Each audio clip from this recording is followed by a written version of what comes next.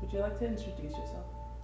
Dr. Grant Ellis, holder of PhDs in psychology and parapsychology, with a master's in physiology. My name is Dr. David Archer. I have a degree in biology with emphasis on neurology.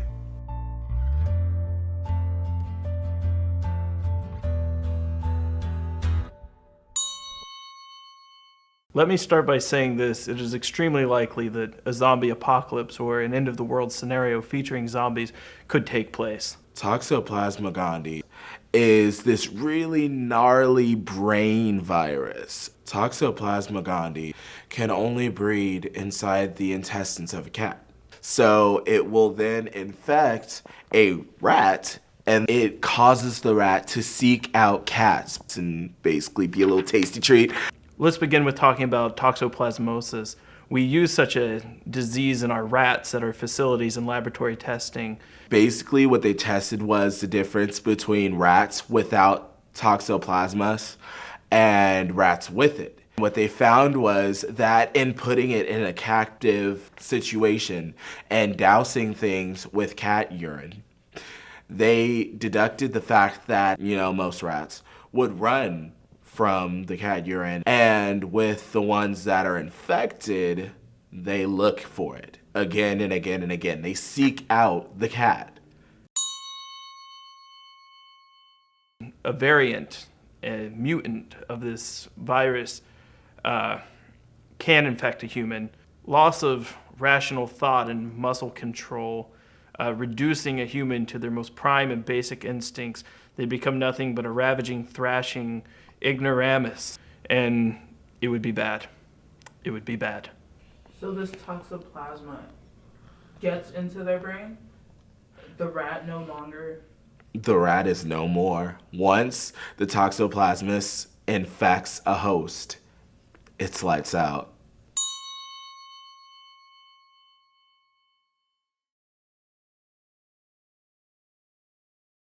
Mad cow disease. It's not very pretty.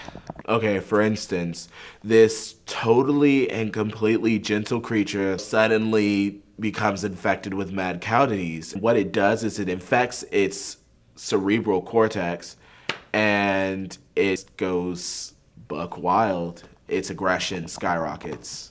Perfect example, 28 days later. Here you have this normal society, everything's quiet, and with the flip of a switch, you have this virus, this infection that just engulfs everything in its path. Well, it doesn't sound that bad to me either. It didn't sound that bad to me until I heard of Creutzfeldt-Jakob disease. It's a variant of mad cow that would infest a human. There would be muscle spasming, twitching, biting of one's own flesh, and feasting upon human organs.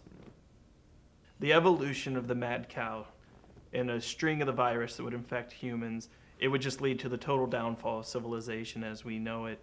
It would spread rapidly, it would be airborne, it would also be found in our food. Just relatives shaking hands could cause transmission of this disease. In a few years, you'll notice the nanobot technology where microscopic computers basically can infest a human. It can take over their thoughts and all muscle function. Basically, you would be able to be controlled by these parasitic devices. The technology has already been developed. It's already been tested. I personally was involved in several experiments through the use of nanotechnology, and the results were terrifying. Complete reprogramming of the brain. You've reprogrammed a computer before. You've asked a computer to do certain things. Think of the brain of the human brain as an ultimate supercomputer. The nanobots can reprogram this ultimate supercomputer and use it for whatever use it wants. We're talking about complete destruction of human race as we know it. So what are any last words you want to say to people who would listen, would actually listen? I'd have to say, if you know of a really good handy shop with, let's say, knives, guns, I would have to say you get there as quick as you possibly can. You make connections, you make friends, you make sure they like you, and you just pray to God that you don't end up dead. Snack witch. Pray. Just pray. Science won't save you. There's no escaping from the virus. All you can do is fight, and at some point you're gonna lose. And that's the ultimate design.